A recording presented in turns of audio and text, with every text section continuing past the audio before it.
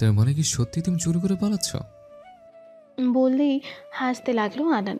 রাজিতা আনানের হাসি মুখ দেখে ক্ষণিকের জন্য সব ভুলে গেল। আনান লক্ষ্য করেনি যে রাজিতা ওকে দেখছে।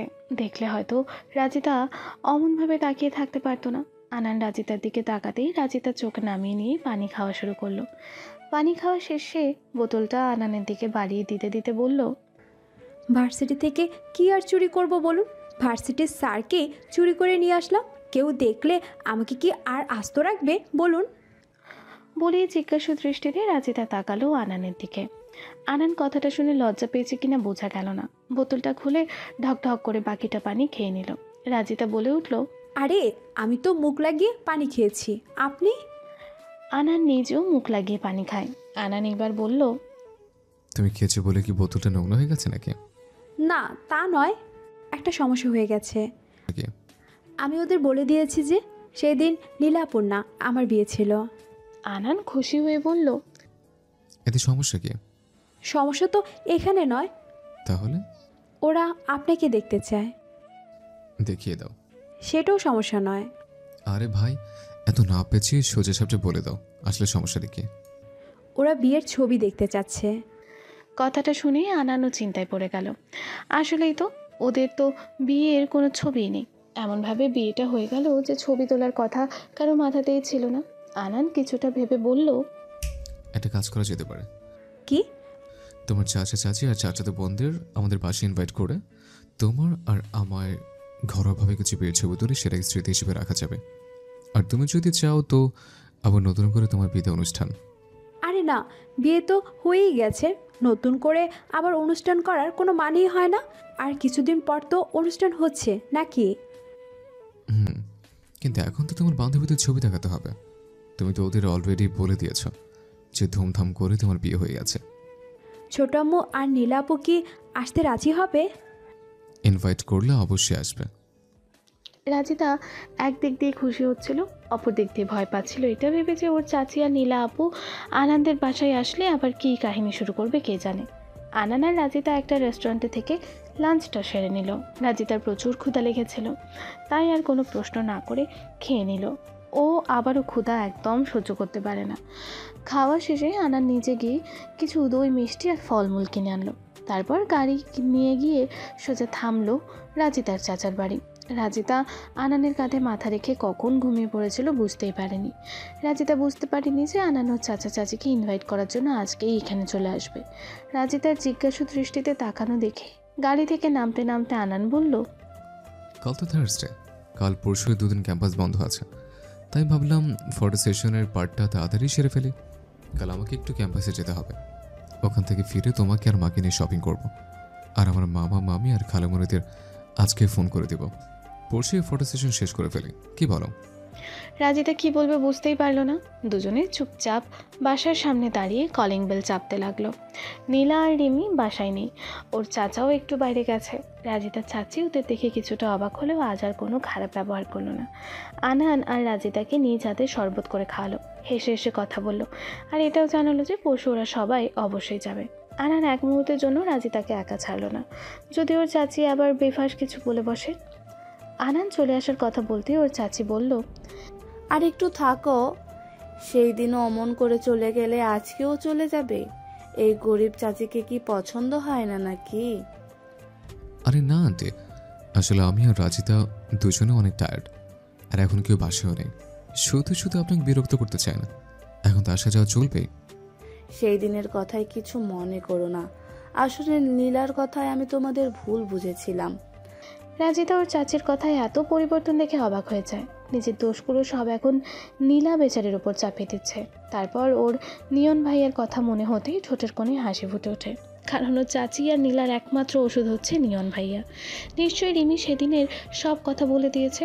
রিমিকে সামনে পেলে অনেক অনেক ধন্যবাদ জানিয়ে দিত, কারণ রিমি ওকে ততটা পছন্দ না করলেও অপছন্দ করে না। নিয়ন বাইরে যাওয়ার পর থেকে কোনো কিছু হলে রিমি নীরবভাবেই রাজিতার উপকার করেছে। সব কিছু না হয় ওর চাচা আর না হয় নিয়নকে বলে দিত, রাজিতার আর কিছু করার প্রয়োজন পড়তো না। রাজিদার চাচির স্বাভাবিক কথাবার্তায় আনানও কিছুটা স্বাভাবিক হলো। আনানও ভয়ে ভয়ে ছিল যে আজ আবার ওর চাচি কি না কি বলে বসে। সেদিনের মতো কথাবার্তা শেষ করে রাজিতা আর আনান ভালোভাবেই বিদায় নিল ওর চাচির থেকে। বাইরে থেকে এসে ফ্রেশ হতে হয়, সেটাও কি জানো না নাকি? সারাদিন বাইরে ছিলে আর এসে ভেবে শুয়ে পড়লে। আনান রুমে ঢুকতে ঢুকতে শুয়ে থাকা রাজিতাকে উদ্দেশ্য করে কথাটা বলল। রাজিতাও ফোনটা হাতে নিয়ে সময় দেখতে দেখতেই বলল, আমি ভীষণ টায়ার্ড, ফ্রেশ হওয়ার এনার্জি নেই।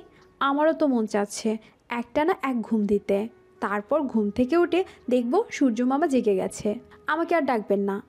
রাজিতার কথা শুনে আনান ওর হাত ধরে টেনে তুলে বসালো। তারপর মুখে কিছুটা হাসি নিয়েই বলল, এনার্জি আমারও নেই, তবে তুমি চাইলে তোমার ফ্রেশ হতে সাহায্য করতে পারে। কি লাগবে নাকি সাহায্য? আনানের কথায় লজ্জা পেয়ে রাজিতা এক দৌড়ে বাথরুমে যেতে যেতে বলল, আমার কি হাত পা নেই নাকি? আমি নিজেই ফ্রেশ হতে পারি, কারো সাহায্য প্রয়োজন নেই। আমার কি আর খেয়ে দিয়ে কাজ নেই? তুমি বলে বলে তো সাহায্য করতে চাইলাম। অসহায়দের সাহায্য করলে সব পাওয়া যায়। রাজিতা বাথরুম থেকে বলতে লাগলো, এতই যখন সাহায্য করার ইচ্ছে, তাহলে ওয়ার্ড্রপ থেকে আমার একটা ড্রেস এনে দিন। তোমার কি হুটহাট দৌড়ে বাথরুমের জন্য রোগ আছে নাকি? ড্রেস চেঞ্জ করবে, অথচ ড্রেসই নেয়নি। দিলে দিন, আর না দিলে আমি নিজেই নিয়ে নিচ্ছি। আনান কালো রঙের একটা ড্রেস হাতে নিয়ে বাথরুমের দরজার সামনে গিয়ে বলল, বউয়ের হুকুম পালন না করে উপায় আছে? দরজাটা খুলতে পারো, এই নাও তোমার ড্রেস। রাজিতা দরজা খুলে ড্রেসটা নিয়ে আবারও ঠাস করে দরজাটা লাগিয়ে দিল আর বলতে লাগলো, সাহায্যগুলো তুলে রাখছি, আপনার যখন লাগবে শুধু বলবেন আমাকে, সুদ সমেত ফেরত দিয়ে দিব। আমি কোনো সুদ ঘুষখোর নই, মুক্ত হস্তে দান করে যাই। পরে আবার পস্তাবেন না যে কেন তখন রাজি হলাম না। রাজিতার কথা শুনে আনান একা একাই হাসতে লাগলো।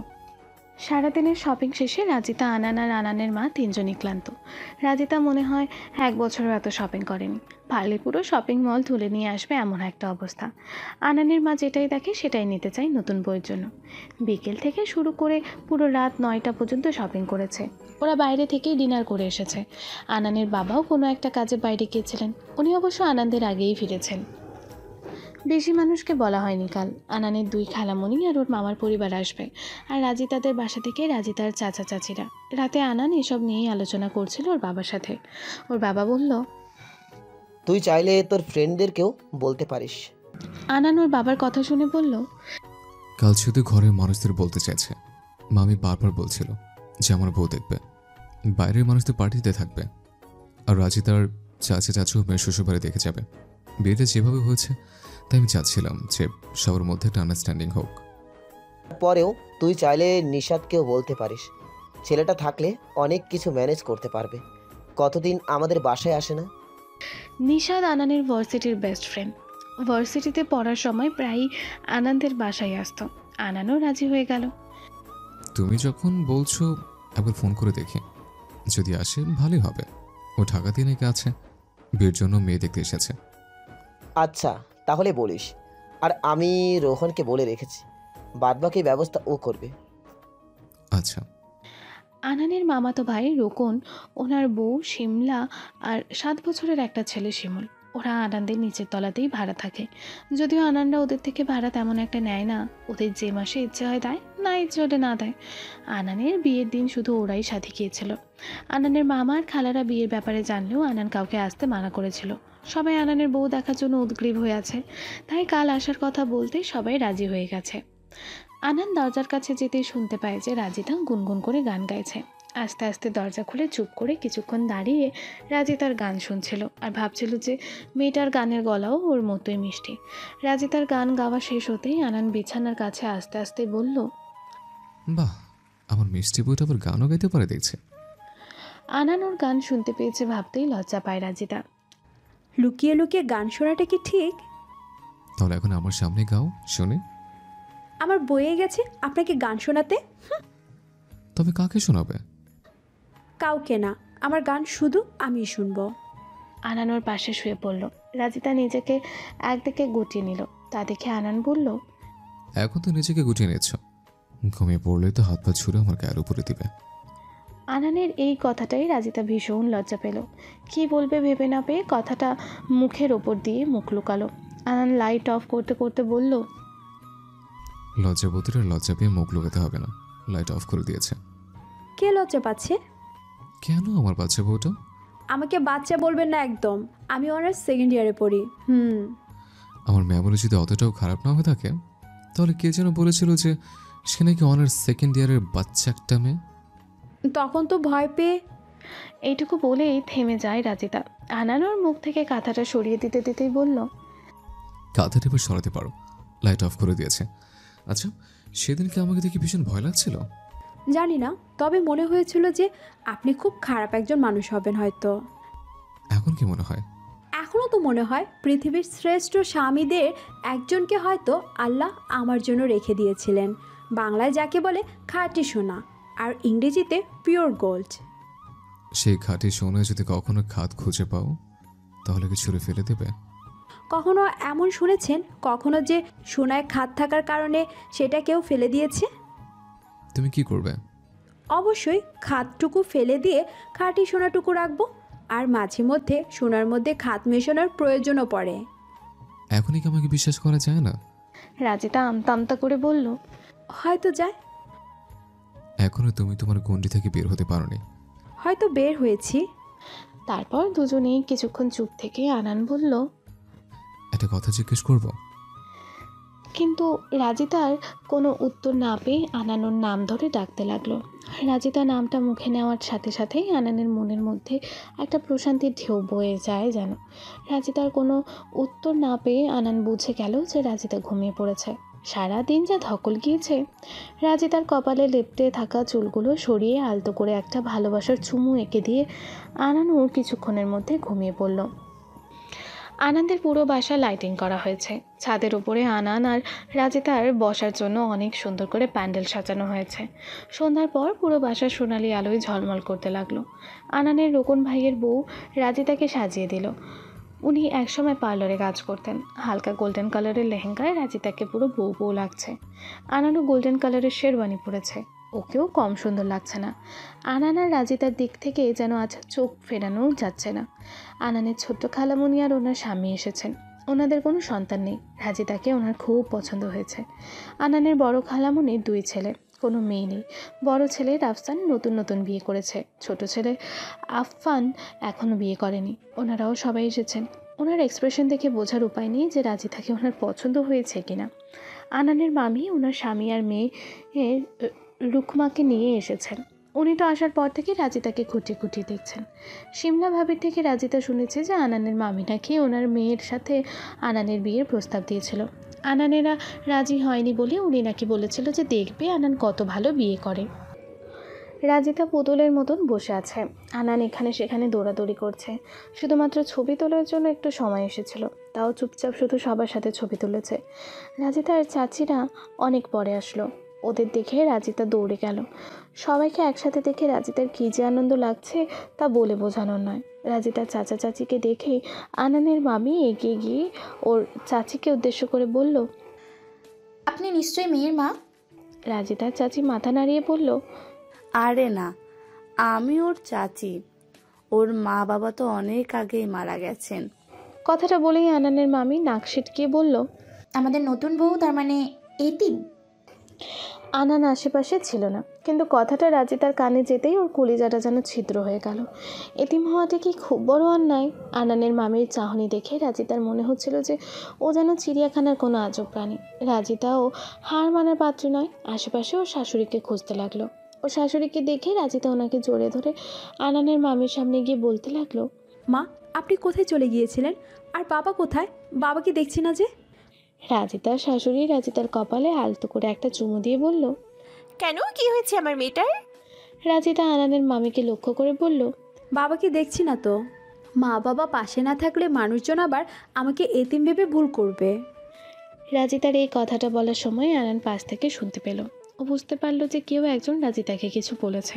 আনান কিছু বলতে যাবে, তার আগেই ওর মা বলল, আমরা বেঁচে থাকতে আমাদের মেয়েটাকে এতিম বলবে শুনি? আনানের মামির মুখটা তখন দেখার মতো ছিল। রাজিতা ওকে এভাবে জব্দ করবে হয়তো বুঝতে পারেননি উনি। যত সব ঢং বলে ওখান থেকে চলে গেলেন উনি। বিড়বিড় করে আরও কিছু বলছিল, রাজিতা শুনতে পেল না। রাজিতার চাচা রিমির মুখ হাসি খুশি থাকলেও ওর চাচি আর নীলার মুখে মেঘ জমে আছে। রাজিতাও বেশ খাটল না, শেষে আবার ঝড় তুফান শুরু হয়ে যেতে পারে। রাজিতার চাচাদের সাথে আবারও ছবি তুলল। এইবার আনান রাজিতার পাশে দাঁড়িয়ে ফিসফিসিয়ে বলতে লাগলো, আজ যে তোমাকে অনেক সুন্দর লাগছে, সে কথা কি তোমাকে কেউ বলেছে? রাজিতা লজ্জা পেল, কিছুই বলল না। ও ভাবলো যে আনান এতগুলো লোকের সামনে এইভাবে বলছে, কেউ শুনলে কি ভাববে।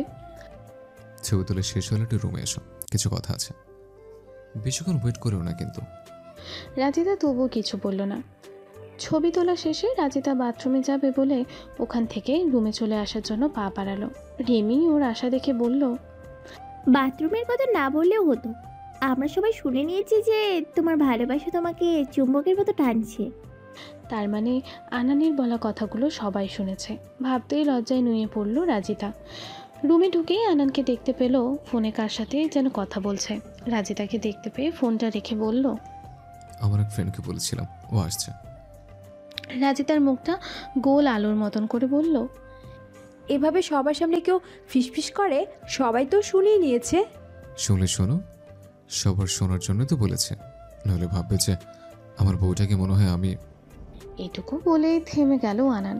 রাজিতা বলল, কি এটাই যে আমি আমার বউয়ের খেয়াল রাখি না। হয়েছে? আজ অনেক লোকজন আছে আপনার বইয়ের খেয়াল রাখার। আপনি আজকের জন্য এই দায়িত্ব থেকে মুক্ত। সবার কথা আলাদা আলাদা, আর আমার কথা আলাদা। আচ্ছা হয়েছে, এবার আমি আসি, সবাই খুঁজবে। আনান রাজিতার হাত ধরে টেনে ধরে বলল, সবার তো ওর খেতে কাজ নেই, তুমি কেন বুঝবে? রাজিতা আস্তে করে হাতটা ছাড়িয়ে নিয়ে বলল, শুধু আমাকে নয়, ভালো করে শুনুন, কেউ আপনাকে ডাকছে। আনান কান পেতে শুনল যে সত্যি কেউ ওর নাম ধরে ডাকছে। আরে এ তো নিশাদ, আমার ফ্রেন্ড। আচ্ছা কথাটা পরে বলবো না, চলো নিশাদের সাথে পরিচয় করিয়ে দিই। বলেই দুজনে রুম থেকে বের হতে শুনতে পেল যে রাজিতার চাচি কাউকে বলছে, আর বলবেন না, আমার ছেলেটার মাথা খেয়ে এখন এসে পয়সার লোভে আদনানকে বিয়ে করে নিয়েছে। এরপর ওরা অন্য একটা কণ্ঠ শুনতে পেল, এই জন্যই বলে যে এতিম মেয়েদের করুণা করেও ছেলের বউ করা উচিত নয়। মা বাবা থাকতেও সন্তানরা সুশিক্ষা পায় না, আর এদের তো মা বাবাই থাকে না। আমি তো এই মেয়ের হাত থেকে বেঁচে গেছি, কিন্তু আমার ছেলেটা দেশে ফিরে কি যে করবে, বড্ড কষ্ট পাচ্ছে ছেলেটা আমার। মা হয়ে ছেলের কষ্ট কি করে দেখব? কথাগুলো শুনতেই আনানের রক্ত যেন টকটক করে ফুটতে লাগলো। রাজিতার চোখে কান্না চলে এসেছে। রাজিতা ওনাদের সামনে যাওয়ার জন্য পা বাড়াতেই আনান ওকে শক্ত করে চেপে ধরল। রাগের কারণে আনান রাজিতার হাত এক জোরে চেপে ধরেছে। রাজিতা হাতটাও নাড়াতে পারছে না। আনান দাঁতে দাঁত চেপে বলল, এসব মানুষের সাথে কথা বলে সব নষ্ট করার কোনো প্রয়োজন নেই, যাও। রাজিতা ভেবেছিল যে কথাগুলো শুনেই আনান ওকে ভুল বুঝবে, কিন্তু উল্টো আনানই ওকে সাপোর্ট করছে দেখে এবার কষ্ট নয়, আনন্দে এক ফোঁটা অশ্রু গড়িয়ে পড়ল চোখ থেকে। হাত না ছাড়লে যাব কি করে? আনানের হুঁশ হতেই রাজিতার হাতটা ছেড়ে দিল। ফর্সা হাতটা পুরো লাল হয়ে গেছে। আনানের আঙুলের ছাপগুলো স্পষ্ট ফুটে উঠেছে। আনান সেদিকে খেয়াল করতে বলল, সরি, আমি বুঝতে পারিনি, খুব লেগেছে, চলো মুভ লাগিয়ে দিই। রাজিতা হাতটা নাড়িয়ে চাড়িয়ে বলল, আপনি পাগল হয়েছেন, তাড়াতাড়ি যান। আপনাকে খুঁজতে খুঁজতে বেচারা পাগল হয়ে যাচ্ছে। আমাকেও নিশ্চয়ই খুঁজেছে এতক্ষণে, কিছুই হয়নি। তারপর দুজনই ওখান থেকে চলে গেল। রাজিতাকে নিয়ে আনানোর বন্ধুর সাথে পরিচয় করিয়ে দিল। আনানের বন্ধু নিশাদ হাঁ করে রাজিতার দিকে তাকিয়ে আছে দেখে রাজিতা অস্বস্তি বোধ করতে লাগলো। নিশাদ কিছুক্ষণ তাকিয়ে থেকে হুট করে বলে উঠল, সুভা। রাজিতা একবার আনানের দিকে তাকালো, একবার নিশাদের দিকে, তারপর মুখে হাসি আনার চেষ্টা করেই বলল, সরি ভাইয়া, আমি রাজিতা। নিশাদ আরও কিছু বলতে চাচ্ছিল, কিন্তু আনান ওকে টানতে টানতে ওখান থেকে নিয়ে গেল। রাজিতা কিছুই বুঝতে পারল না। পরিচয় করাতে এসে এভাবে চলে গেল কেন? কিছু না বলেই হুট করে। রাজিতাকে ওর রিমে খুঁজতে খুঁজতে ওখানে চলে এসেছে। রাজিতা আনান আর নিশাদের যাওয়ার দিকে অপলক দৃষ্টিতে তাকিয়ে আছে। শোভা নামটা ও এর আগেও কোথাও যেন শুনেছে, কিন্তু কোথায় শুনেছে মনে করতে পারছে না। এই একটা সমস্যা, যখন যেটা মনে করার দরকার তখন সেটা মনে পড়ে না। কে রে, চল, এখনো দাঁড়িয়ে আছিস? ভাইয়া তো অনেক আগে চলে গেছে। কেউ খেয়াল করলে তোকে স্বামী পাগল আর ভাইয়াকে বউ পাগল বানিয়ে দেবে। চল এবার, তোর খালা শাশুড়ি না কে যেন ডাকছে। রিমির কথায় ভাবনার সিঁড়ি থেকে নেমে আসে রাজিতা। তারপর রিমিকে উদ্দেশ্য করে বলে, থ্যাঙ্কস কেন? নিলয় ভাইয়াকে কথাগুলো বলার জন্য। ওসব নিয়ে আর কিছু বলতে হবে না, আমি জানতাম তুই বলবি না, আর আমি বলে দিচ্ছি ওই কথা আর তুলবি না। মা জানতে পারলে আমার 12টা বাজিয়ে ছাড়বে। মা ভেবেছে যে তুই নিয়ন ভাইয়ার কানে বিষ ঢেলেছিস। আমিও ভয়ে কিছু বলিনি। তুই ভাই দৌড়ে আছিস, আমি তো কাছেই থাকি সবসময়, তাই আর দোষটা ঘাড়ে নিইনি। হাঁটতে হাঁটতে কথাগুলো বলল রিমি। রাজিতা ওর মাথায় একটা টোকা দিয়ে বলল, তুই আর বদলাবি না, উপকার করে ক্রেডিট নিবি না। ভাই রে ভাই, অমন বকা খাওয়ার মতো ক্রেডিট নেওয়ার একমাত্র তোরই শোভা পাই। আমিও সব থেকে দূরেই থাকি। আরেকটা হেল্প করতে পারবি? বলে ফেলেন রাজি, নিয়ে আসবো কাজী। ফাজলামি না, সিরিয়াসলি। বল। ছোট আম্মু কোথায় আছে দেখ তো, বলবি যে চাচু ডাকছে। আর তুই সব সময় আশেপাশে থাকার চেষ্টা করবি। আমার শ্বশুরবাড়ি কারোর সাথে কথা বলতে দিস না, জানিসই তো ওনার স্বভাব। ওকে ডান। মনে করেন আপনার কাজ হয়ে গেছে। আঠার মতো না, সরি, গোয়েন্দার মতো আমি আমার মায়ের পিছু লেগে থাকবো। আচ্ছা, এইবার যা, কাজে লেগে পড়। রাজিতাকে আসতে দেখে আনানের ছোট্ট খালামণি হাসতে হাসতে বলতে লাগলো, এই যে দেখ রুকমা, এই তোর নতুন ভাবি রাজিতা। দেখেছিস কি মিষ্টি দেখতে, বলেছিলাম না?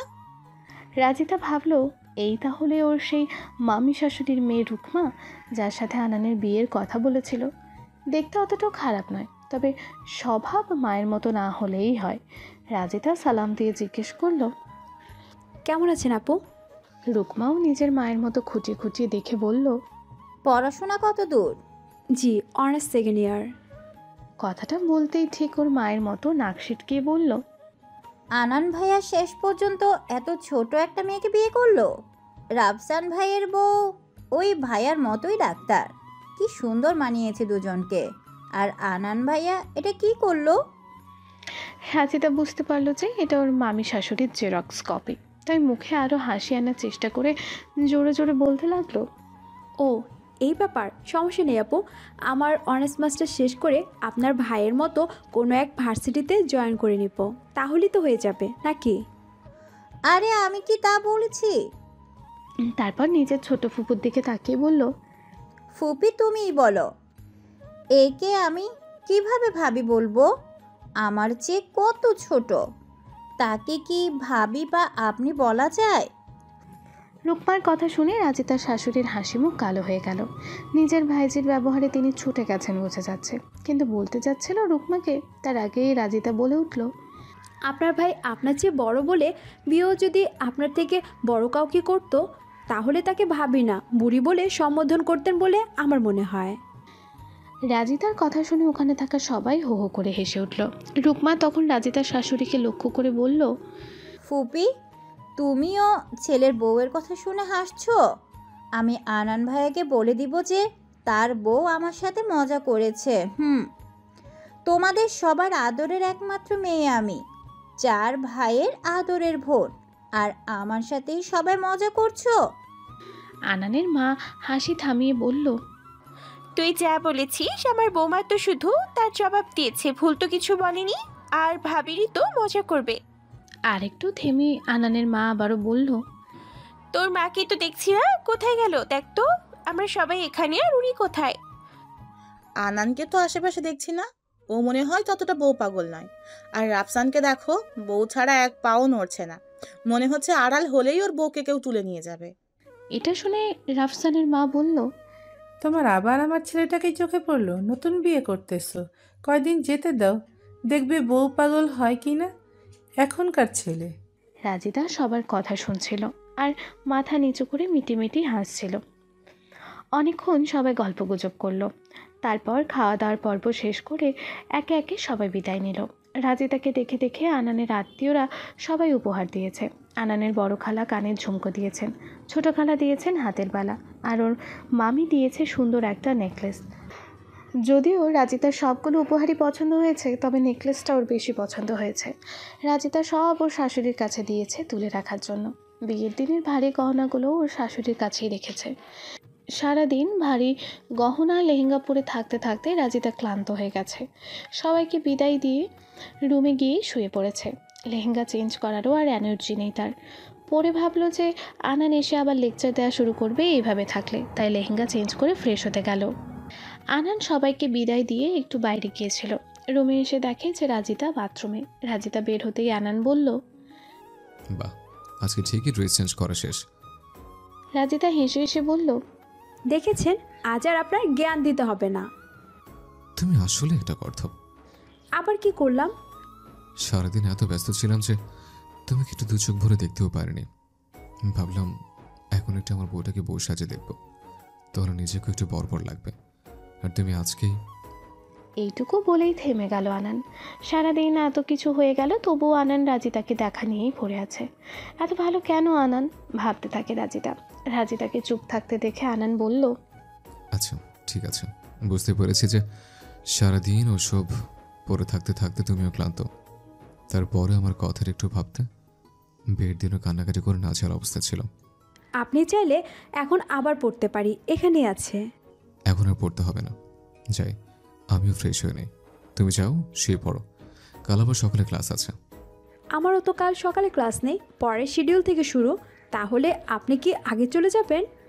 ওই ঘন্টাখানেকের জন্য আবার বাসায় থাকতে হবে কেন? আমার সাথেই যেও। বলেই বাথরুমে চলে গেল আনান। রাজিতা ভাবলো ও হয়তো কখনো ঠিকঠাক কাজ করতে পারে না। যখন যেটা করার দরকার না সেটা করে বসে থাকে, আবার যখন যেটা করার দরকার সেটা করে না। সারাদিনের কথাগুলো মনে করতেই রাজিতার চাচির বলা কথাগুলো কানে বাজতে লাগলো। নিজের অজান্তে চোখের কোণ বেয়ে টপাটপ জল গড়িয়ে পড়তে লাগলো। নিজের গলায় থাকা লকেটটার ভাঁজ খুলে অনেক পুরনো ছবি দুটো দেখতে লাগলো আর ভাবতে লাগলো যে আল্লাহ কেন ওর মা বাবাকে এত আগেই নিজের কাছে ডেকে নিল, আর ডেকে যখন নিলই ওকে একা কেন বাঁচিয়ে রাখলো। ওর গলার চেন আর লকেটটা ছোটোবেলায় ওর বাবা উপহার দিয়েছিল, ভেতরে রাজিতার বাবা আর মায়ের ছবি দেওয়া। রাজিতা হাই স্কুলে ওঠার পর চেনটা আর পরতে পারতো না, ছোট হয়ে গিয়েছিল বলে। পরে ওর নিয়ন ভাইয়া চেনটাতে আরও সোনা লাগিয়ে বড় করে আরও মোটা বানিয়ে দিয়েছে। রাজিতা এই চেনটা আর লকেটটা কখনো গলা থেকে খোলেই না। আনানকে পাওয়ার থেকে হারানোর ভয়টা রাজিতার বেশি। যদি কখনো আনানকে ভুল বুঝে দূরে সরিয়ে দেয় তাহলেও কোথায় যাবে? ওর তো এই পৃথিবীতে আনানের এখন সবচাইতে বেশি আপনজন। এই কয়দিনেই যে ও আনানকে নিজের অস্তিত্বের মাঝে মিশিয়ে নিয়েছে। আনান বাথরুম থেকে বের হয়ে ভাবছিল যে রাজিতা হয়তো ঘুমিয়ে পড়েছে, কিন্তু রাজিতাকে নীরবে কান্না করতে দেখে ও এগিয়ে গিয়ে চোখের পানি মুছতে মুছতে বলল, রাজিতার এই ধরনের চোখের পানি তো সস্তা হলে চলবে না। তুমি এখন সাধারণ কোনো মেয়ে নাও, যে কোনো একটা কিছু হলে আর কেঁদে কেটে নদী বানিয়ে ফেলবে। এইসব ছোটোখাটো বিষয় নিয়ে চোখের পানি ফেললে হবে না। কেউ ইট মারলে পাটকেল না মারতে পারো, অন্তত ইটের আঘাত থেকে নিজেকে রক্ষা তো করতে হবে। তারপর সেই ইটগুলো দিয়ে নিজের চারপাশে এমন দেয়াল গাঁথতে হবে যেন পরের বার কেউ ইট মারলেও তাই নিজের দিকেই ফিরে যায়। আনানের একসাথে এতগুলো কথা বলা শুনে রাজিতা কান্না থামিয়ে হা করে আনানকে দেখছে। রাজিতার চুপ থাকা দেখে আনান আবারও বলল, তুমি যে দোষটা করনি তার জন্য যে যাই বলুক না কেন সেটা কখনো কানে তুলবে না, কারণ তুমি জানো তুমি নির্দোষ। আপনি সত্যি ছোট আম্মুর কথা বিশ্বাস করেননি তো? আমি জানো উনি মিথ্যে বলছেন, কিন্তু কতটুকু মিথ্যে বলছেন সেটা আমার থেকে তুমি ভালো জানো। মানে আপনি কি বলতে চাইছেন? রাজিতা আনানের কথার কিছু বুঝতে পারছিল না। দেখুন, আপনি কি বোঝাতে চাইছেন জানি না, তবে এইটুকু বলতে পারি যে নিয়ন ভাইয়া আমাকে ছোট বোন ছাড়া কিচ্ছু ভাবে না। তার চাহনিতে আমি কখনো কোনো বাজে ইঙ্গিত দেখিনি। তাহলে তো এটা একদম পানির মতো ক্লিয়ার যে তোমার চাচি তোমাকে ফাঁসাতে চাইছে। আশা করি নেক্সট টাইম এই ব্যাপারটা নিয়ে সাবধান থাকবে। আর হ্যাঁ, শুধু এই ব্যাপারটা নয়, যে কোনো বিষয় যে কারো ব্যাপারে সাবধান থাকবে। মনে রাখবে আমাদের আশেপাশে ছুরি নিয়ে ওত পেতে আছে আমাদের ঘাতক, কখনো শত্রুর বেশে আবার কখনো বন্ধুর বেশে। তাই আমাদের সবসময় সাবধান থাকা উচিত। আর আমি যেভাবে বলবো সেভাবে চলবে। রাজিতা মাথা নাড়িয়ে আনানের কথায় সায় দিল। আনান রাজিতার হাতটা নিজের হাতের মুঠোয় নিতেই রাজিতা ব্যথায় হাতটা ছাড়িয়ে নিল। তৎক্ষণকার কথা মনে হতেই আনান আবারও হাতটা আস্তে করে নিয়ে বলল, খুব বেশি জোরে ধরেছিলাম? কিছু হয়নি তো। আসলে কথাগুলো শুনে রাগ কন্ট্রোল করতে পারছিলাম না। আর তুমি ওখানে গিয়ে কি করতে? মাঝখান থেকে এই নিয়ে পুরো বাসায় একটা সিনক্রেট হয়েছে তো, যেমন তোমার চাচি তেমন আমার মামি। আরে বললাম তো কিচ্ছু হয়নি। কিছু হয়নি মানে? পুরো হাত লাল হয়ে আছে এখনো, আর তুমি বলছো কিছু হয়নি? মুখ লাগিয়েছিলে? না আসলে তুমি কি ছোট বাচ্চা নাকি যে সবসময় আমাকে খেয়াল রাখতে হবে? আমি তোমার দায়িত্ব নিয়েছি মানে এই নয় যে সব আমিই করব। আমার কথা বাদই দিলাম, অন্তত নিজের খেয়াল রেখো, তাতে আমার কষ্টে কিছুটা লাঘব হবে। কথাগুলো বলে ড্রয়ার থেকে মুভ বের করে রাজিতার হাতে লাগিয়ে দিল। রাজিতা মুগ্ধ হয়ে আনানকে দেখছে, তারপর বলল, আপনার কি সেবা করব আমি? আপনিই বলে দিন। বেশ কিছু তার করতে বলছি না, এই টুকটাক আমাকে এটা সেটা এগিয়ে দিলেই হবে।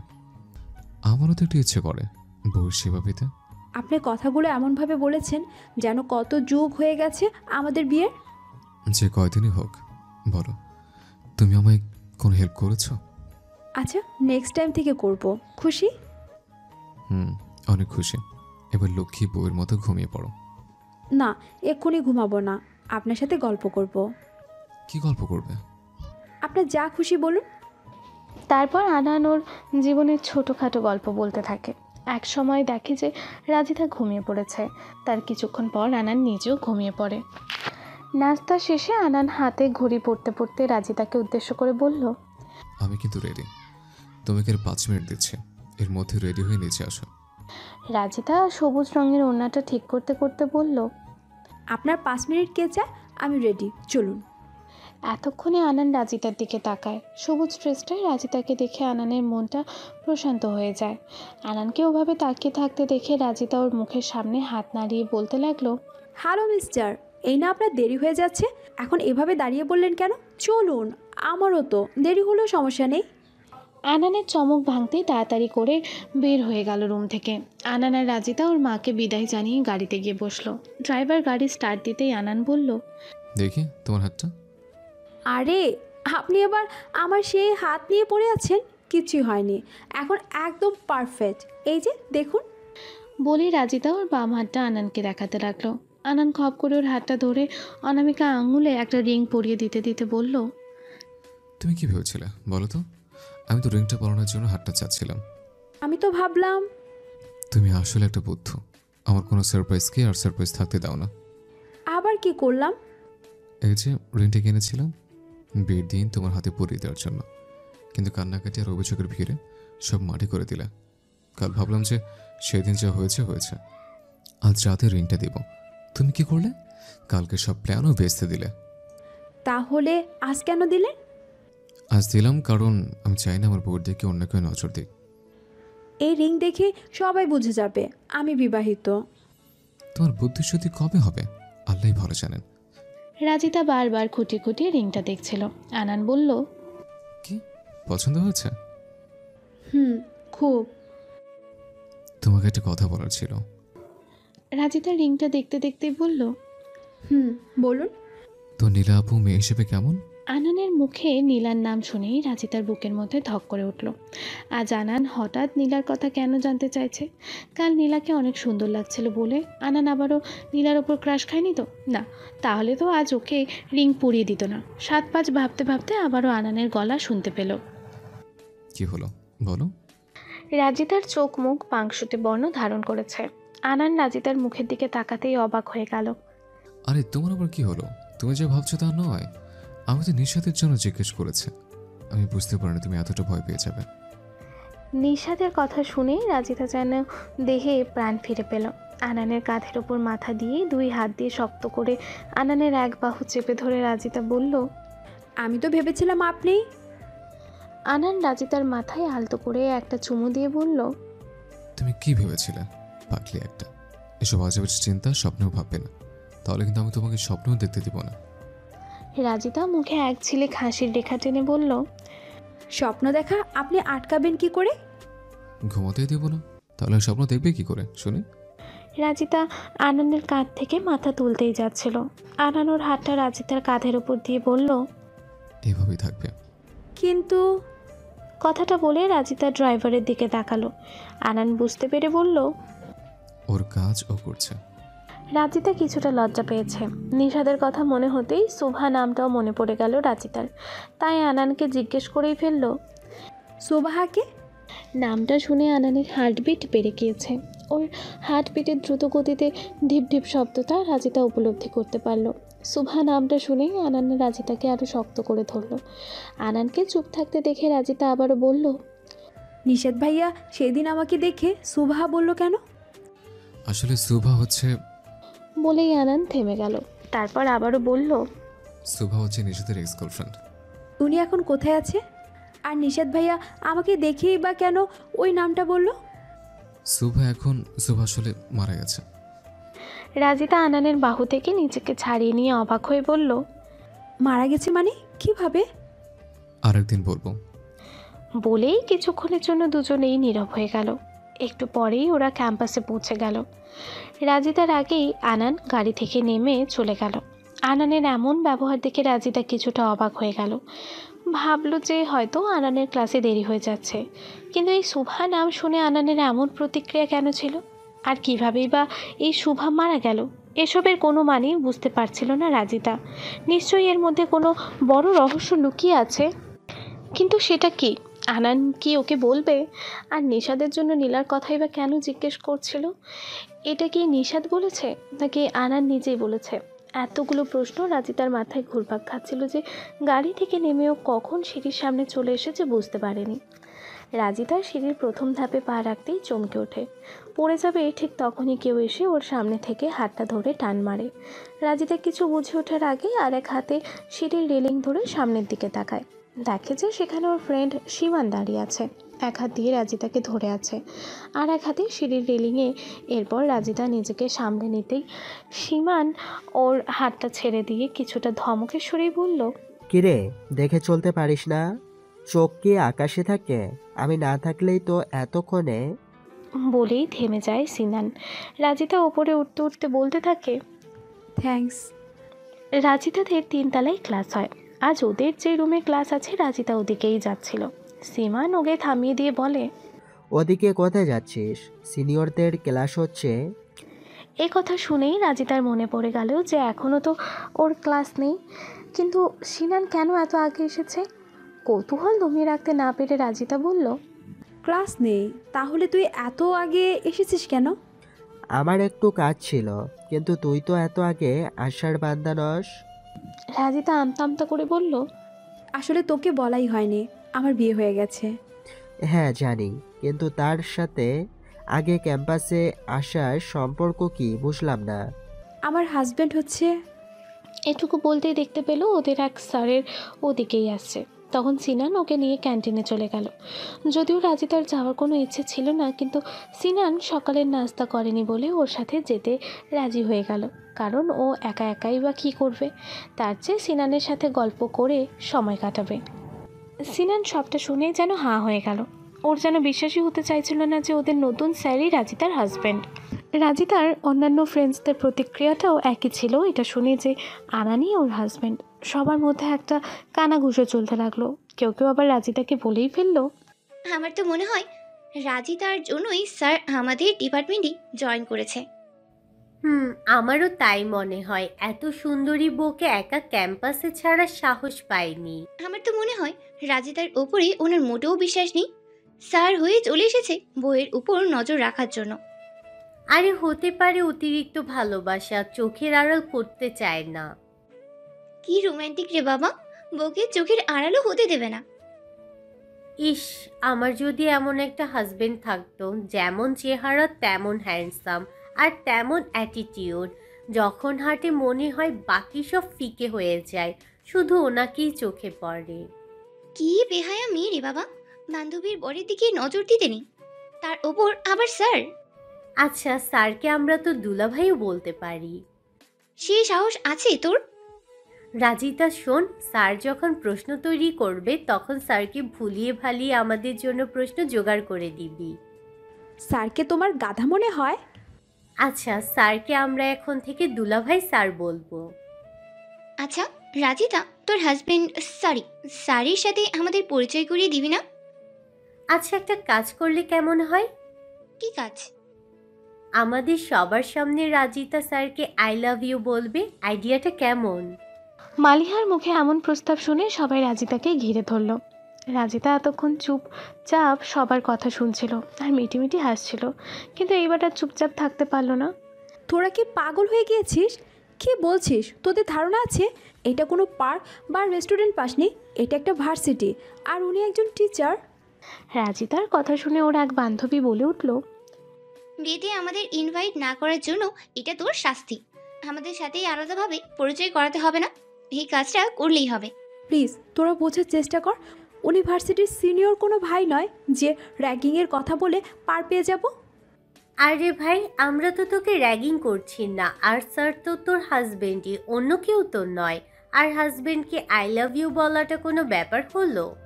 সবার চোরাচুরিতে না থাকতে পেরে রাজিতা রাজি হয়ে গেল। আর কিছুক্ষণের মধ্যেই আনান ক্লাসে আসবে। রাজিতার বুকের মধ্যেই ঠিপ ঠিপ করছে, মনে হচ্ছে যে হাতুড়ি দিয়ে কেউ ওর হৃৎপিণ্ডের মধ্যে আঘাত করছে। সবাই খুব এক্সাইটেড। এর মধ্যে একটা ছেলে আবারও কয়েকটা লাল গোলাপও জোগাড় করে ফেলেছে, সেগুলো দিয়েই রাজিতা আনানকে প্রপোজ করবে। ক্লাসের মধ্যে স্যারকে প্রপোজ, নতুন একটা ঘটনা ঘটতে যাচ্ছে। অনেকে আবার ভিডিও করার জন্য রেডি হয়ে আছে। সবাই স্যারের আসার অপেক্ষায় আছে। স্যারের প্রতিক্রিয়াটা দেখার জন্য সবার আর তর সইছে না। সবার অপেক্ষার অবসান ঘটিয়ে হাতে অ্যাটেন্ডেন্সের ফাইল নিয়ে আগমন ঘটে আনানের।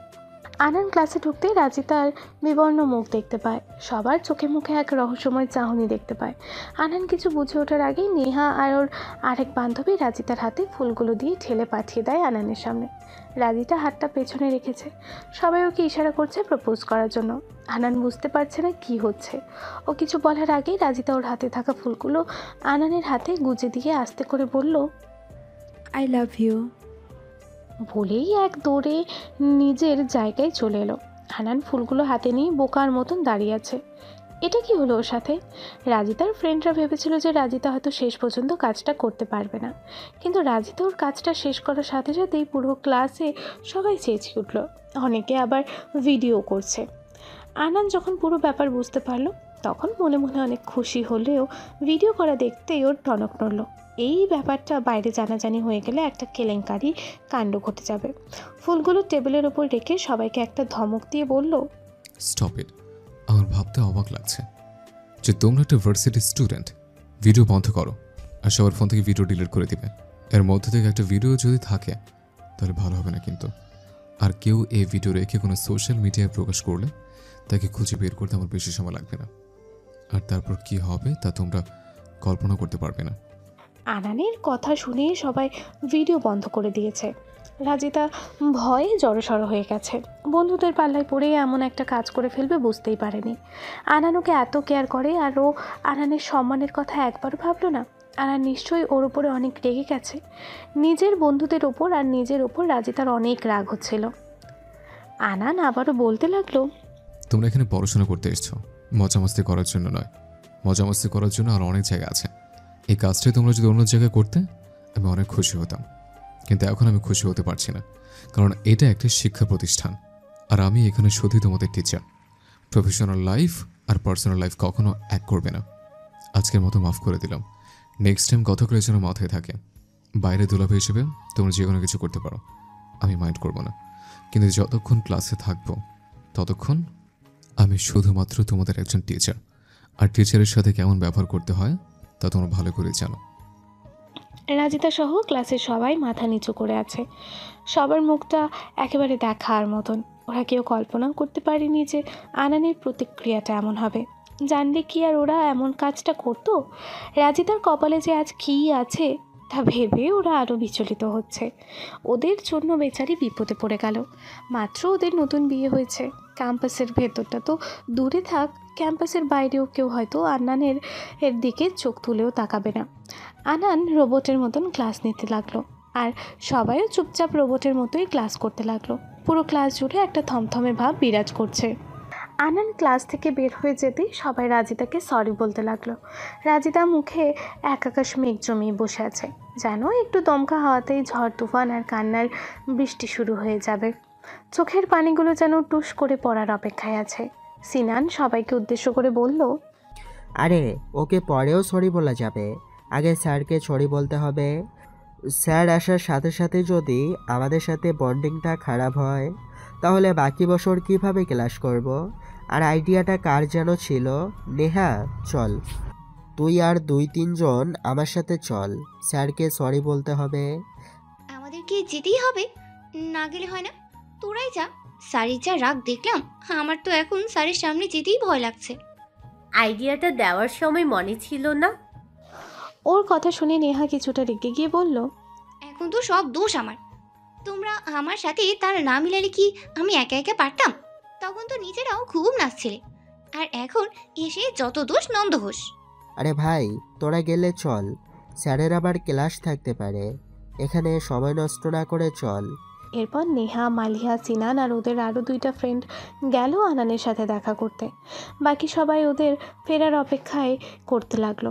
রাজিতা অনেক কষ্টে নিজের কান্নাগুলো চেপে রেখেছে।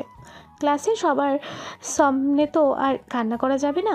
ও নিজেকে খুব অসহায় লাগছে। এত কিছু হয়ে যাবে ও ভাবতেই পারেনি।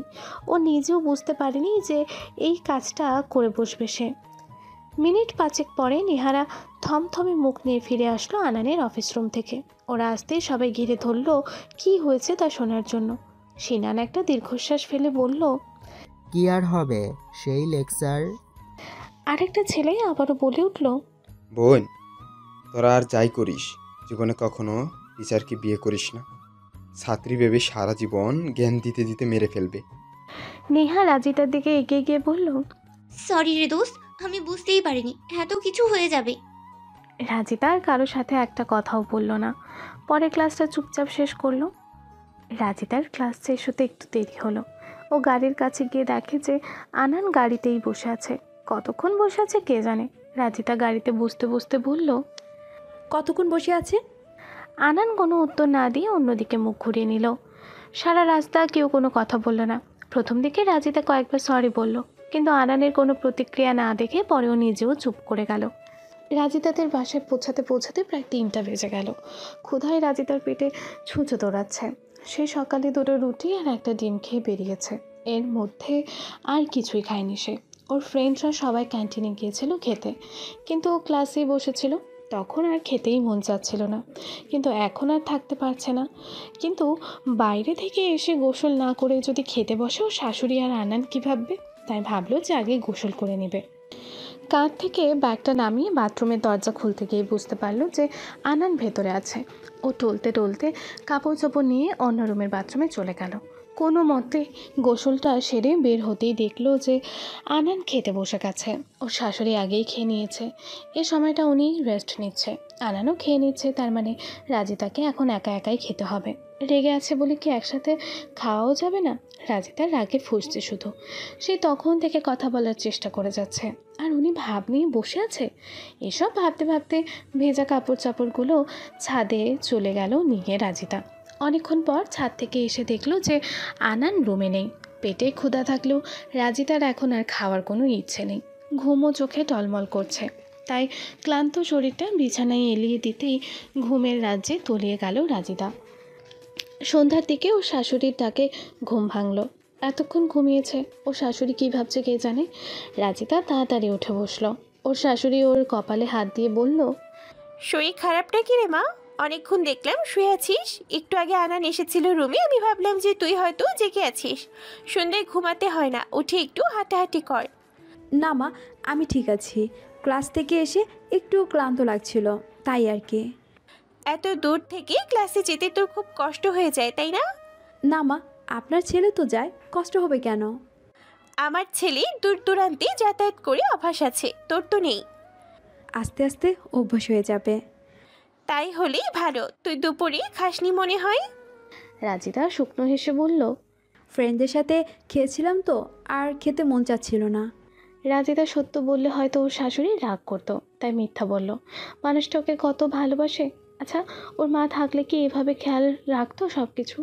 ও কখন কি করলো না করলো, কখন কি খেলো না খেলো। ওর চাচার বাসায় তো ক্ষুধা লাগলে খেয়ে নিত, কারো বলার আশায় রাখতো না, কারণ ওখানে এসবে কেউ ওর খেয়াল রাখতোই না। কিন্তু এত ভালোবাসা কি ওর কপালে সইবে? রাজিতা সারাদিন না খেয়ে থাকার কারণে মাথাটা ভারী হয়ে আছে, তুলতে পারছে না। বমিও পাচ্ছে, কিন্তু শাশুড়িকে কিছু বলার সাহস পাচ্ছে না। সারাদিন না খেয়ে থেকে সন্ধ্যার দিকে চা মুখে দেওয়ার সাথে সাথেই রাজিতা বমি আর আটকে রাখতে না পেরে বাথরুমে গিয়ে বমি করে দিল। ওর শাশুড়ি পানির গ্লাস এগিয়ে দিল, তারপর রাজিতাকে ধরে রুমে নিয়ে গিয়ে শুইয়ে দিল। আনানকে কল করে তাড়াতাড়ি বাসায় আসতে বলল। উনি তো অন্য কিছু ভেবে বসে আছেন। আনান এসে দেখলো যে রাজিতা বিছানায় শুয়ে আছে। ওকে দেখেই বোঝা যাচ্ছে যে ও কতটা ক্লান্ত। একদিনেই চোখ মুখের কি তাকানো যাচ্ছে না। আনানকে আসতে দেখেই আনানের মা বলল, তোর ডাক্তার আঙ্কেল কি খবর দিবি কি? আচ্ছা, আগে আমি দেখছি। আচ্ছা বলেই উনি রুম থেকে চলে গেলেন। রাজিতা বুঝতে পারলো যে না খেয়ে থাকার কারণে ওর এমনটা হয়েছে। এর আগেও যখন অনেকক্ষণ না খেয়ে থেকেছে তখন এমনটা হয়েছে। ওর শাশুড়ি চলে যেতেই রাজিতা আনানকে বলল, মাকে বলুন চিন্তা না করতে, আমার আসলে কিচ্ছু হয়নি, না খেয়ে থাকার কারণেই। শেষের কথাগুলো রাজিতা আস্তে আস্তে বলল, তারপর আবারও বলতে লাগলো, সরি। আর কতক্ষণ কথা না বলে থাকবেন? এবার অন্তত কিছু বলুন। আনান ওর হাত আর কপাল খুঁটিয়ে খুঁটিয়ে দেখতে লাগলো। আমি তোমার উপর রাগ করবো কি? তুমি আমার উপর জিদ দেখিয়ে না খেয়ে বসে আছো, এটা কোনো কথা? রাজিতা আমতা আমতা করে বলল, আমি মোটেও রাগ করিনি। আমি কেন রাগ করব? আমি তো জানি ভুলটা আমার। আমি তো আপনার রাগ ভাঙাতে চাচ্ছিলাম, আপনিই তো। আমি কি বলেছিলাম যে না খেয়ে থাকো, আমার রাগটা ভাঙাও? খেতে মন না চাইলে আমি কি করব? আনান রাজিতার কথার কোনো উত্তর না দিয়ে রুম থেকে বের হয়ে গেল। রাজিতা কিছুই বুঝতে পারল না, চুপচাপ মরার মতন পড়ে রইল। কিছুক্ষণ পরেই আনান একটা ট্রে নিয়ে ঘরে ঢুকলো। তাতে একটা গ্লাসে করে ফলের জুস আর একটা বাটিতে করে পানি সহ চিড়া ভেজানো আছে। ওগুলো দেখে রাজিতা বলল, আরে আপনি তো কষ্ট করে আনতে গেলেন কেন? কিছুটা খেলেই তো সব ঠিক হয়ে যেত। আনান টেবিলের একপাশে ওগুলো নামাতে নামাতেই বলল, এতে খুশি হওয়ার কি আছে? এগুলো কষ্ট করে আমি করিনি, নিয়তি আন্টি করেছে, আমি শুধু নিয়ে এসেছি। এবার সুন্দর করে এগুলো খেয়ে নাও। নিয়তি আন্টি হচ্ছে ওদের বাসায় কাজ করে। আনান যখন ছোট ছিল তখন থেকেই উনি আছেন। ওনার একটা ছেলে আছে, আর ওই ছেলেটাই আনানের গাড়ির ড্রাইভার। বউ বাচ্চা নিয়ে আনন্দের ফ্ল্যাটের নিচতলাতে ছোট্ট রুমটাতে থাকে। চিরা রাজিতার একদম অপছন্দ, কিন্তু এখন না খেয়ে উপায় নেই। ও পেট ভরে খেলেই সব ঠিক হয়ে যেত। আনান শুধু শুধু এসব করতে গেল। এইসব ভাবতে ভাবতে উঠে বসে রাজিতা। ওর মনে হচ্ছে যে ও কোনো মারাত্মক রোগে আক্রান্ত হয়েছে। ফলের জুসটা এক চুমুকে শেষ করে নাক কুচকে চিরার বাটিটা হাতে নিয়ে আনানের দিকে একবার তাকালো, তারপর বলল, আমার এই অপছন্দের জিনিসটা খেতে পারি, তবে একটা শর্তে। রাগ করে আছে আমি, আর শর্ত দিচ্ছ তুমি? আজও মেয়ে কপালে ছুটেছে। আগে বলুন, আপনি আমাকে ক্ষমা করে দিয়েছেন। আচ্ছা বাবা, দিয়েছে। তবে নেক্সট টাইম আবার যদি ঠিকমতো খাওয়া দাওয়া না করে অসুস্থ হয়ে যাও, তাহলে আর ক্ষমা নেই। রাজিতা চোখ মুখ বুঝে চিরা পানি খেতে লাগলো। আনান কিছুক্ষণ চুপ থেকে আবারও বলল, আমি কেমনি এমনি রাগ করেছে? তোমার আর তোমার ফ্রেন্ডের আক্কেল দেখে আমি অবাক হয়ে গেছে। কোনো কমন সেন্স নেই একটারও। এই খবরটা কোনোভাবেই ক্যাম্পাসে বা ক্যাম্পাসের বাইরে ছড়িয়ে পড়লে কি হবে জানো? প্রথমে বদনাম হবে ভার্সিটির, তারপর ডিপার্টমেন্টের, তারপর তোমার। আমার এখানে কিছুই হবে না, কারণ আমি মাত্র জয়েন করেছি। আমাকে কেউ ওইভাবে চেনেই না। সবাই এটাই রটিয়ে দিবে যে স্টুডেন্ট হয়ে ক্লাসের মধ্যে স্যারকে প্রপোজ। বুঝতে পারছো ব্যাপারটা? অন্য সব বাদ দিলাম, অন্তত নিজের কথাটা ভাবতে। রাজিতা অপলক দৃষ্টিতে আনানকে দেখছে আর ওর কথা শুনছে। আনানও রাজিতার দিকে তাকিয়ে কথাগুলো বলল। রাজিতাকে ওভাবে তাকিয়ে থাকতে দেখে আনান আবারও বলল, ওভাবে তাকিয়ে কি দেখছো? সরি বলেছি তো। সব কিছু সরি দিয়ে হয়? তাহলে কি করতে হবে আপনিই বলুন। আপাতত একটু রেস্ট নাও, মা চিন্তা করছে। কি হলো?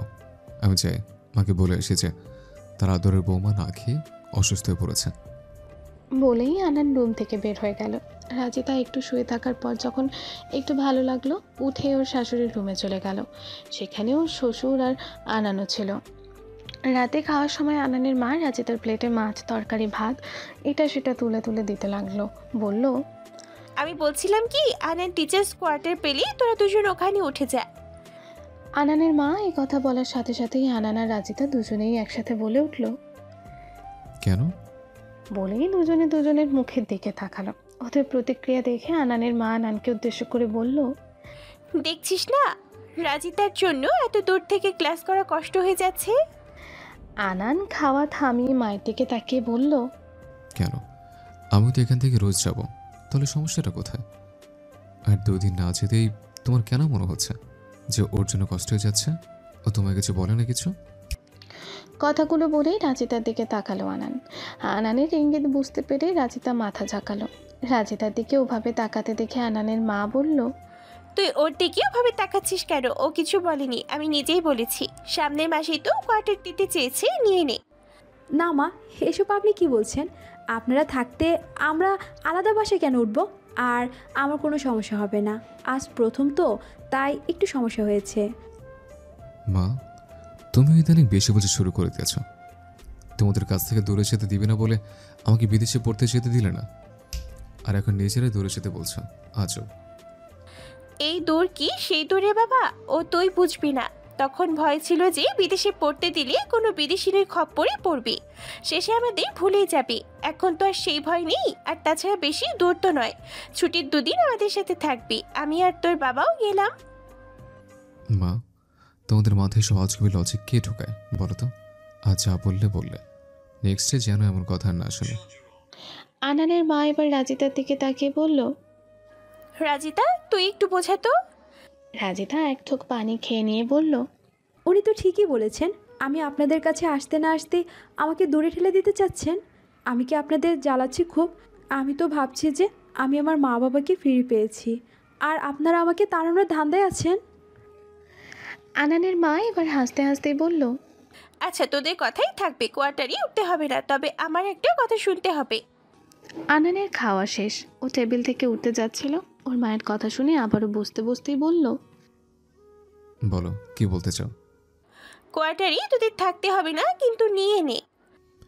এ আবার কি ধরনের কথা? তাহলে কোয়ার্টার নেব কেন?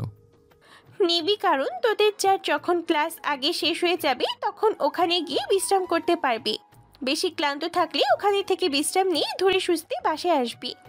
আমিও গেলাম তোদের ইউনিভার্সিটি দেখতে, তখন ওখানে গেলাম।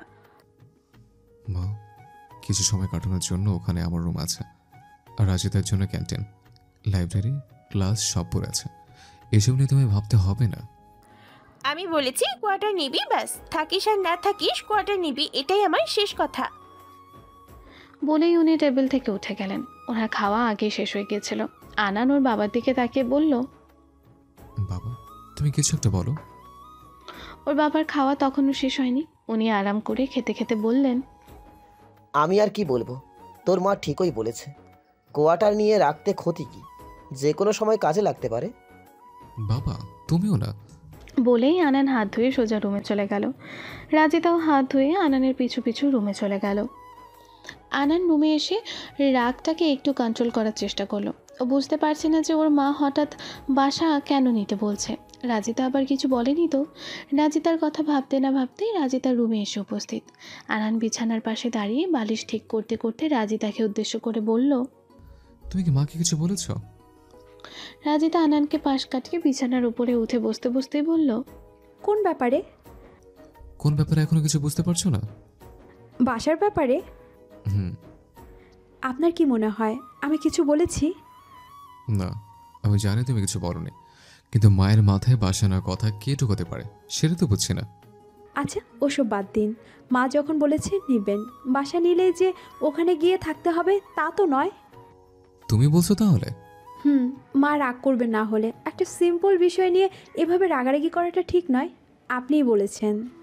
আচ্ছা। আনান রাজিতার কোলের উপরে মাথা দিয়ে শুয়ে পড়ল। রাজিতা বাধা দিতে গিয়েও দিল না। 2 হাত দিয়ে আনানের মাথাটা টিপে দিতে লাগলো। আনান রাজিতাকে বলল, মাথা টিপে দিতে হবে না, একটু বউর কোলে মাথা রেখে ইচ্ছে হলো তাই রাখলাম। তুমি ঘুমাবে না? সারাদিন অনেক ঘুমিয়েছি, সহজে কি আর ঘুম আসবে নাকি? আপনি বরং ঘুমান, আমি মাথায় হাত বুলিয়ে দিচ্ছি, দেখবেন তাড়াতাড়ি ঘুম চলে আসবে। তোমার কোলে মাথা রেখে ঘুমিয়ে পড়লে তোমার স্পর্শগুলো অনুভব করবো কি করে? তোমার যে মুখ থেকে যে কথাটা শুনবো বলে অপেক্ষা আছে তা তুমি এভাবে বলে দিবে বুঝতেই পারিনি। আরেকবার বলতে পারবে? রাজিতা লজ্জায় আনানের মাথা থেকে হাত সরিয়ে নিচ্ছিল। আনান তা টেনে ওর হাতের মুঠোয় বন্দি করলো। রাজিতা বলল, কি? 3 ম্যাজিক্যাল ওয়ার্ড। রাজিতা আনানের শক্ত মুঠো থেকে নিজের হাত ছাড়ানোর ব্যর্থ প্রচেষ্টা করে বলল, আপনি কি আমাকে সত্যিই ভালোবাসেন? নিজের বউকে ভালোবাসার প্রমাণ দিতে মরতেও রাজি আছে। এমন কথা আপনার মুখে শোভা পায় না। কেন? আমি কি একটু রোমান্টিক হতে পারি না বউর সাথে? রাজিতা লজ্জায় এইটুকুন হয়ে গেছে। মনে হচ্ছে ও ভরহীন হয়ে শূন্যে ভাসছে। আনান যে এমন কথা বলতে পারে ওর ভাবনাতেই কেমন লাগছে। ওকে চুপ থাকতে দেখে আনান বলল, তুমি চাইলে আমি তোমাকে সারা জীবনও সময় দিতে পারি। কিসের জন্য? আমাকে জানার জন্য। আমি জানি না একজন মানুষকে জানতে ঠিক কতটা সময় লাগে, তবে আপনাকে জানার জন্য আমার কাছে এই কয়েকটা দিনই যথেষ্ট ছিল। তার মানে বলতে চাইছো তুমি আমাকে জেনে গেছো? হয়তোবা। এখন কি অধমকে বিশ্বাস করা যেতে পারে? আল্লাহ নিজে যেখানে আমাদের এই পবিত্র বন্ধনে বেঁধে দিয়েছেন, সেখানে আমি কে তা ছিন্ন করার? তাহলে একবার বলো ভালোবাসি। আনানের মুখে ভালোবাসি কথাটা শুনে রাজিতা এবার নিজের হাতটা ছাড়িয়ে নিল। আনান এখনও ওর কোলে মাথা দিয়ে রেখেছে। আনান এবার উঠে রাজিতার কাঁধে হাত রেখে বলল, বলবে না? রাজিতা কি করবে বুঝতে পারছেই না। সবার এত ভালোবাসা উপেক্ষা করার শক্তিই যে তার নেই। যে খাঁচায় অলরেডি বন্দি হয়ে গেছে সে, সেই খাঁচা থেকে পালানোর থেকে মানিয়ে নেওয়াটাই ভালো। রাজিতা সাহস করে আনানের চোখে চোখ রেখে বলল, ভালোবাসি। আনানের কান দুটো যেন প্রশান্তিতে ডুবে গেল। রাজিতার বলা কথাটা বারবার কানে বাজতে লাগলো। রাজিতাকে দেখার পর থেকে আনান এই দিনটার আশাতেই ছিল। আজ ও ওর ভালোবাসাকে পূর্ণতা দেবে। আল্লাহ ছাড়া কেউ হয়তো ওদেরকে আলাদা করতে পারবে না। রাজিতাও যেন এতদিনে ওর বেঁচে থাকার আসল মানে খুঁজে পেল। এই দিনটার জন্য ও ভালোবাসাগুলোর জন্যই হয়তো আল্লাহ ওকে বাঁচিয়ে রেখেছেন। ভালোবাসা পাওয়ার চেয়ে নাকি ধরে রাখাটা কঠিন। আনান আর রাজিতা কি পারবে চিরদিন এভাবে ওদের ভালোবাসাটাকে ধরে রাখতে, নাকি কোনো ঠুনকো ঝড় এসে ওদের জীবনটাকে তছনছ করে দেবে? সেটা কেউই জানে না।